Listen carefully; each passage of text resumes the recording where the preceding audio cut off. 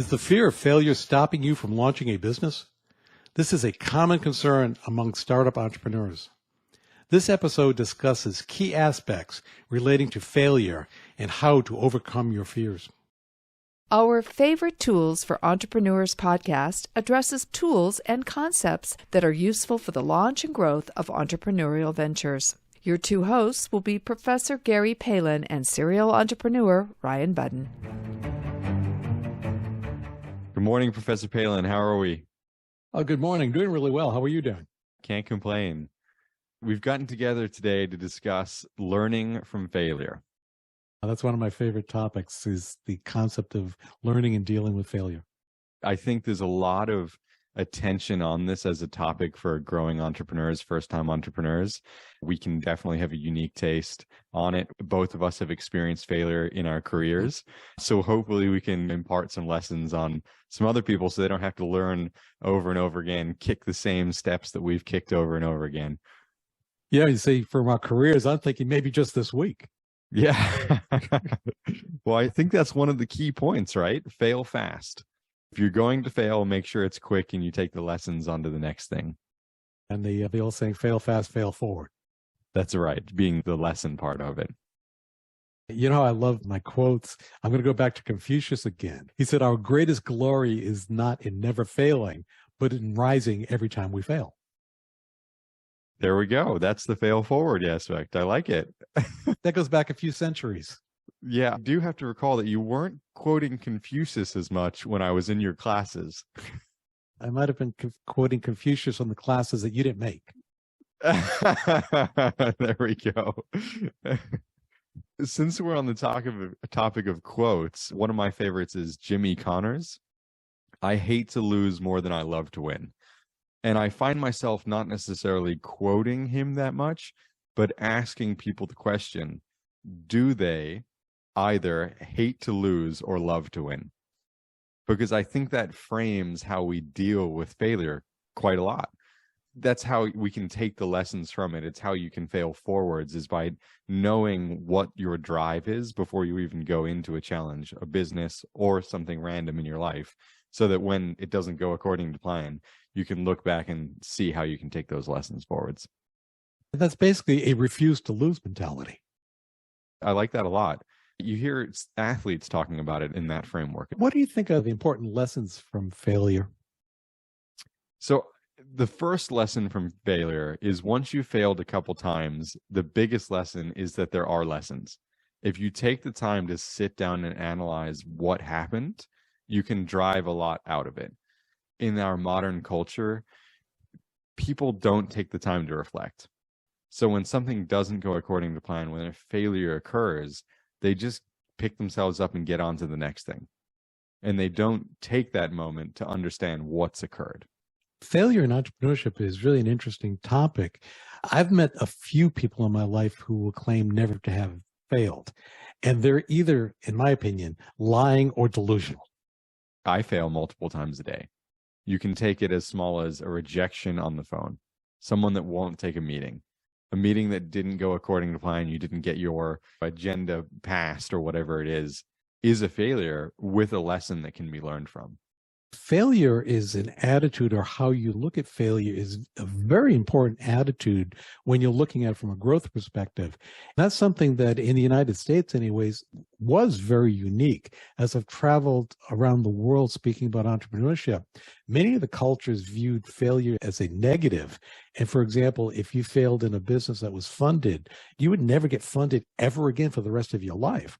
So they were paralyzed from failure. Whereas in this country, failure can be celebrated, and you're viewing it as you're probably more valuable after a failed business because of lessons learned. It's funny you say that. I've referenced a couple times, I've done quite a lot of work for an angel group, and that was one of the big questions they would ask. Have you ever received funding and failed after that point? The key wasn't just someone saying yes, it was yes. Here's exactly the situation, here's exactly what happened, and here's exactly what I would have done differently. I was looking at one time bringing a CEO of a company that I was involved with, bringing this person on.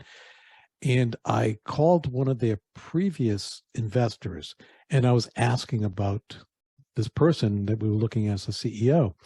And they were telling me this person had failed in a business they had funded. He had lost his investment, but he would invest in this person again because there were important lessons learned and there were viable reasons for the failure. So it wasn't like, I will never put money into this person ever again.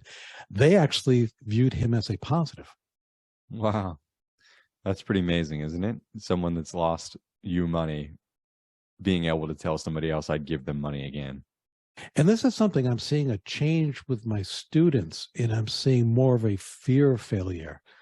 And therefore, they are paralyzed from moving forward with any action simply because they're afraid to fail.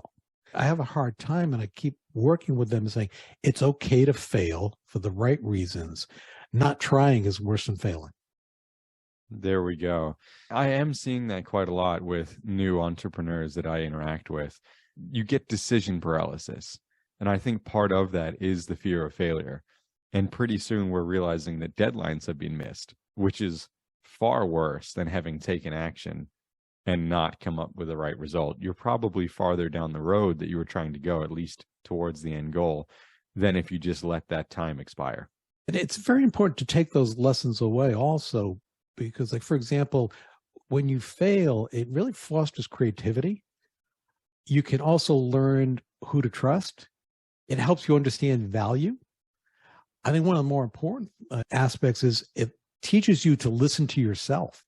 I think with the listening to yourself aspect, I may be a little biased here, but coming from my technology background, particularly in the agile workflow methodology, the retrospective. So every 2 weeks or whatever period of time you dictate, looking back on those 2 weeks, seeing what tasks were accomplished out of what tasks were assigned, and then consistently analyzing the difference between those two things. A lot of times you'll realize that you're not hitting the mark consistently. So do you have to change expectations? Do you have to change input? What is it that has to give? And that self-reflection as a result is very important to not only the growth of your business, but the growth of you as an individual. Oh, absolutely. I think emotional intelligence has a lot to do with reflecting. You can take this into a really personal aspect as well. It can also teach you issues like resiliency. I particularly have learned humility from failure. Admitting that you failed. They get squeamish when they haven't hit the mark exactly. Yes, and I've also learned not to take myself so seriously. What are your overall arching thoughts on failure with someone who's actively starting a business? How should they perceive failure? I think they need to have a framework for what failure is for them. So at what point have they truly failed? And as long as that benchmark hasn't been met, they haven't gone bankrupt, they haven't lost their funding, understanding that these small failures are just road bumps in the long journey that they're going to be going down.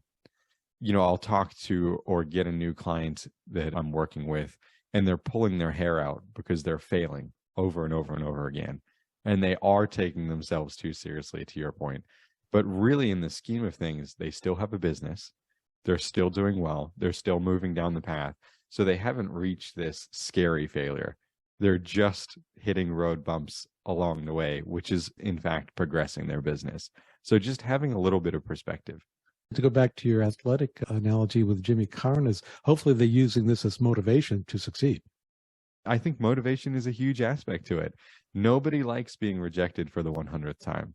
No matter how seasoned of a salesperson you are, or a marketing person, or an HR person, depending on what you're being rejected from, nobody enjoys that. But it's learning how many times it's going to take to get to an end result and pushing through that. We had talked in a previous podcast about the concept of pivot point, but that's the flexibility of dealing with failure, and you're analyzing, and very often the reaction is to pivot. Pivoting can change the game. Most businesses that we know of have pivoted many, many, many times. I will put a caveat that people get familiar with the concept of pivoting and think every week they need to change their business model. That's not what we mean here. That would be a mistake. Yeah. Having designated time periods that you reflect, the same way as reflecting on failure for pivoting, is key too. Well, I think this sort of wraps up my thoughts. Do you have any final thoughts on learning from failure? Well, let me finish with one final quote. Okay. From Thomas Edison. Okay. He said, many of life's failures are people who did not realize how close they were to success when they gave up. Oh, I love it. That's the classic photo of the person mining for gold and they're 2 axe picks away and leaving. Definitely. Well, fantastic. Great talking to you today and look forward to talking again soon. Thanks, Ryan. Appreciate it. Bye. Thanks for listening to our Favorite Tools for Entrepreneurs podcast. As always, you can head over to ProfSpirit.com to check out more resources and courses designed for you, the entrepreneur.